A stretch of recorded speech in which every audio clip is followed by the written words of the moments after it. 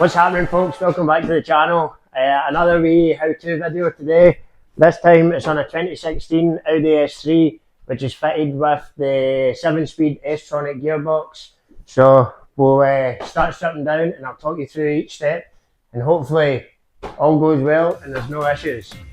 So the first step is getting the air filter housing out the way, along with the pipe going down to the turbocharger, down to the turbo elbow there. So we'll be taking that off down there and getting this full housing and pipe out the way so that we can get access to the filter housing, which is underneath the battery. Hopefully the battery doesn't need to come out, but we'll see how we go on.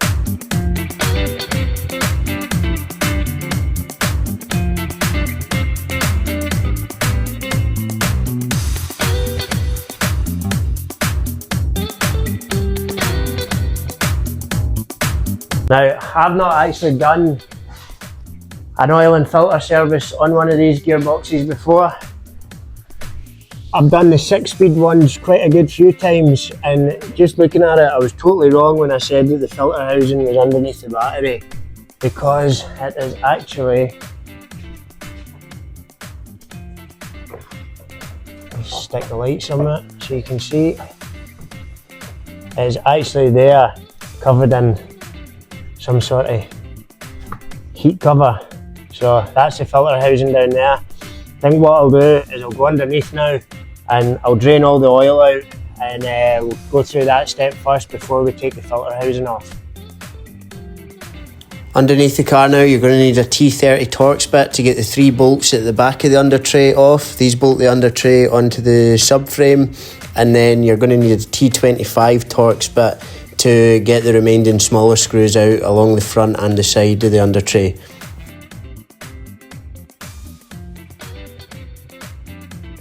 Now that we've got access to the gearbox, first up is the mechatronics drain plug.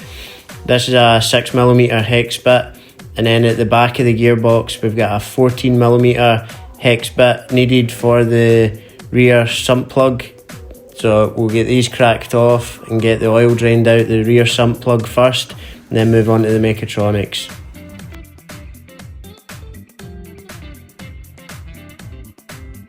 Once it slows down, pardon you, once it slows down, there's a wee plastic tube in there. I think it's a 7mm Allen bolt, but a 7mm Allen key. And once that slows down, just to save me getting all in a mess, I'll pull that out and that will let the remaining oil out. Once that's fully drained, then we'll move on to this one and drain that one also. So now that that's slowed down, it's actually an 8mm Allen key for the level tube that's in here. So once we get that out, it should drain the remaining of the oil that's in that section of the box.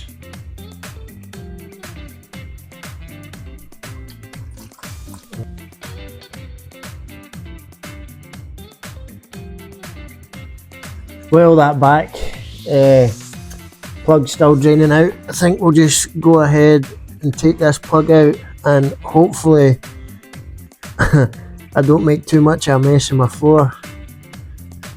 Quite tight as the washer.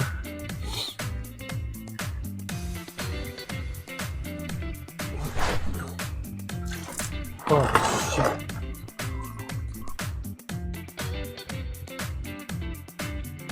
Next up, whilst all the plugs are out down below, it's just a case of pulling the oil filter housing out, which is a 24mm socket.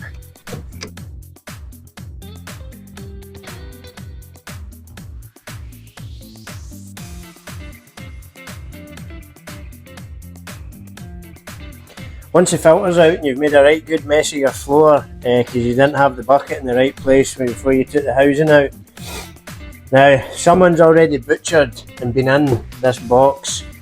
They must have been supplied the wrong filter, but they've taken the oil seal, the O-ring, out the packet, and normally I always replace those seals every time that I do a filter, but on this one occasion it's going to need to just go back in with the original gear it with the original oil seal. So we'll get this swapped over, and it's not too hard, it's just a wee pick with a pick or a screwdriver, the seal pops out and then the new one sits in quite nicely. So since we can't do that, we'll just get the filter in the housing popped straight back in.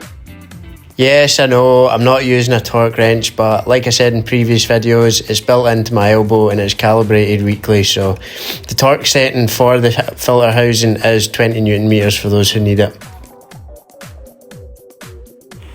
Next up is the oil level tube to go back into the drain hole. So because this is plastic, it doesn't need horsed up, just a wee nip, and that'll do it, and then we can crack on and get the mechatronics drain plug back in.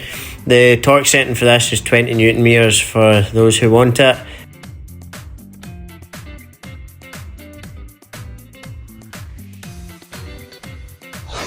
This is the adapter that you need for these DSG boxes, and it just screws in the same place as the sump plug would go, just up nice and tight.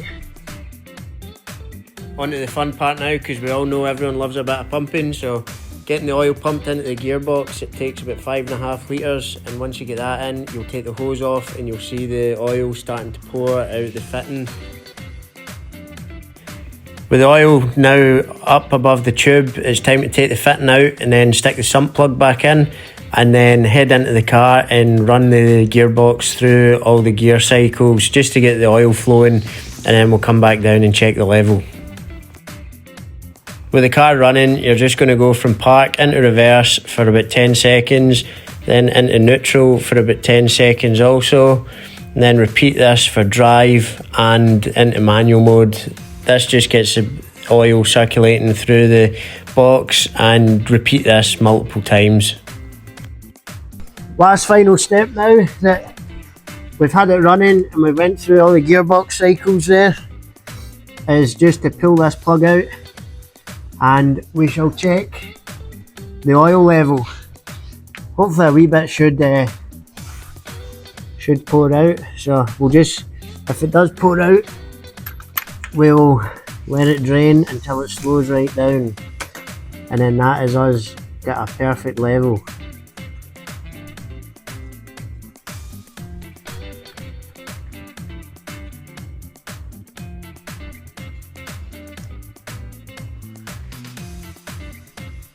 There's nothing coming out, so I think what I shall do is I've got another bit of oil here. I'll give it a wee top up, and then we'll take it from there. Right guys, had a wee bit of technical issues there, but as you saw after I ran the car and I took the sump plug back out, that there was no oil dripping out. That was only 5 litres that I put in, and I forgot it's about 5.5 litres, so luckily I had an extra litre sitting on the shelf there. So now that that's pumped back in, she should start draining out like so. Once you get a slow steady stream of oil coming out the box, you're good to fit the sump plug, and the torque setting for this plug is 45 Newton meters, and good practice as well would be to replace the crush washers, but we're not doing that today, so let's hope she doesn't leak. Last thing to do underneath the car is just to fire back on the under tray, and then we're good to go back up under the bonnet and get the air filter housing built back up. Thanks very much for watching guys, hope this video has come in helpful for those who have watched it, and if you could leave us a wee like or comment, and even as far as I go to subscribe, that would be much appreciated. So here's a wee cold start just to end the video.